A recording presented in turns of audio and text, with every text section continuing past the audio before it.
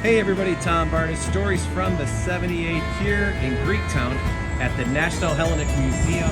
And I'm going to talk to my friend Elizabeth. I've known her for a long time. She's going to talk to me all about what this museum has to offer, the different permanent exhibits, and some amazing new ones right now from this Story from the 78. So let's go inside and say hi.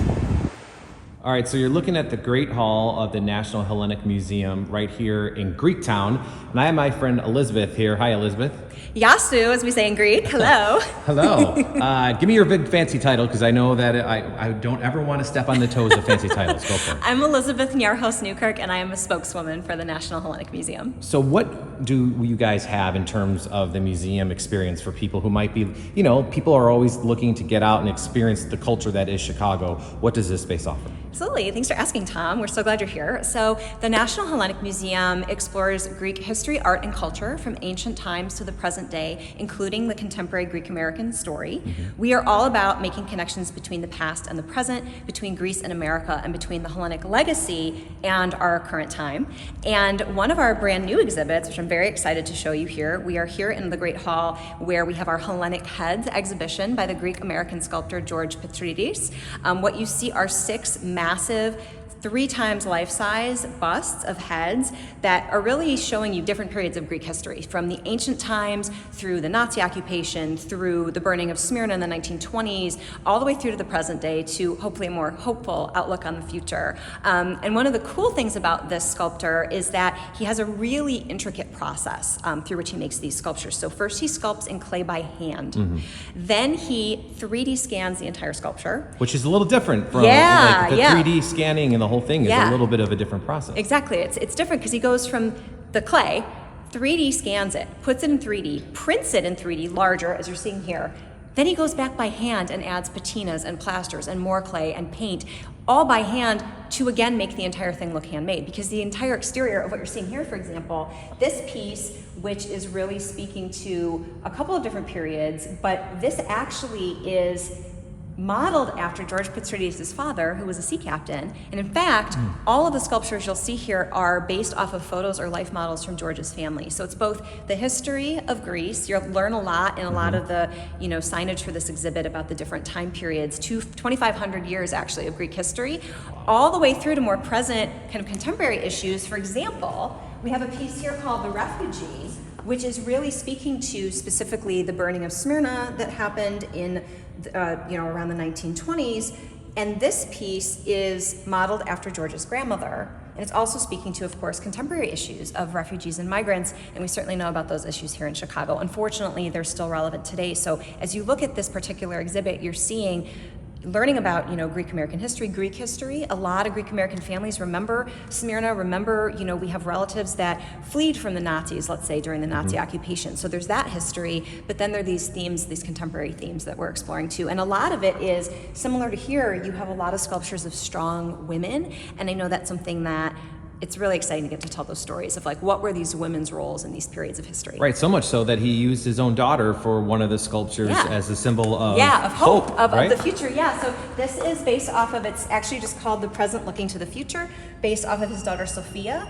And as you can see, the patina of this piece is actually a little shiny, making you think of a brighter, kind of more hopeful future, because the next generation hasn't experienced as many of these atrocities and wars and things, and certainly as we look to the future, it's worth thinking about, how do we create that future for our kids? Absolutely. And behind you, I don't want to discard what's going on behind you, because these wonderful photographs that a lot of Chicagoans have seen throughout, perhaps posted somewhere or in a book they saw or even magazine or what have you, but what's going on in this exactly. room? So let's take a look over here. So this is Gathered Together Chicago Street Photography by Diane Alexander White. She is a Greek-American photographer based here in Chicago. She has been shooting photographs since the 70s, including the Pride Parades in the 70s, the disco demolition in 1979, which is a major event. But what you're seeing here is a lot of photos from the Greek independence parades from the 70s and 80s, also Bud Billiken Parade, also the Irish American festivals, Indo-Pac Parade, Chinese American New Year, and really exploring these different time periods in history in Chicago. I want to bring you around and show you a really fun photo from Bud Billiken, actually, because I just love this photo. This is from the mid-70s. And Diane did a lot of photography of these events in these kind of iconic periods in the 70s and 80s. So all of these photos that Diane shot were taken manually. She developed them herself. And it's just a really great snapshot into not only the Greek American community, but how communities across, Chicago, I mean, we're talking right now for Stories for the 78. We know that Chicago's communities have like strong identities and strong cultures and ethnic influence. And so this particular show, Gather Together, is really celebrating the different ethnic and cultural communities in the city and how they celebrate who they are. Speaking of different ethnicities and exhibits and everything else, you have something going on upstairs. Yes. What is that? Because you were talking about that earlier about different other forms of artwork. What are we going to see upstairs? Absolutely. So we're about to go upstairs to the second floor to the major gallery upstairs, right up the staircase, and it's called Beyond Antiquity. It's a show by John Yanni Fotiadis, who is an architect and visual artist, and the show upstairs takes us back to ancient times as well as into the future. Fantastic. All right, so let's head upstairs.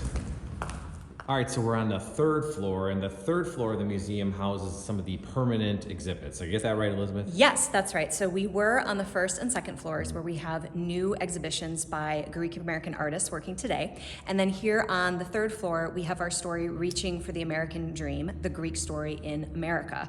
And here we have a display of many of the more than 10,000 physical artifacts that the museum holds from Greek Americans, ranging from clothing, as you see behind me, to photographs, to artworks, to cooking objects, to tapestries, things that women, were sewing in Greece they brought over to America when they came here. And you also have, which is really cool, a map of what Greektown used to be in the 1950s, prior to the huge highway expansion. Which kind of is what kind of set it off on a different path, right? Because it kind of stifled the growth and cut it off almost, right?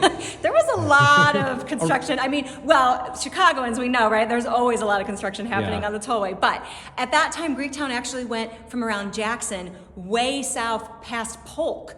So currently, Greektown is approximately where we are here, which is Van Buren and Halstead, to about north to Washington and Halstead, let's say. But back then, it went from Jackson all the way past Polk, way south. And I mean, you're talking dozens and dozens of restaurants. Now, thankfully, there are still around 9 or 10 long-time Greek-owned restaurants in Greektown. And of course, the National Hellenic Museum as an anchor is here to remind people about the history of like where people came from. Now, a lot of these restaurant owners, you might be asking, well, where do all the restaurants go that were in Greektown? Depending on where you live, whether it's Palos Hills, whether it's Orland Park, whether it's on like the northeast side or in Arlington Heights or something like that, you will still find a lot of restaurant owners, right, who maybe were in Greektown and now those families have just moved and the restaurants are in the suburbs. So there's still a huge Greek population here, actually either the second or third largest in the country after New York in terms of Greek Americans if you look at like the Chicago metro.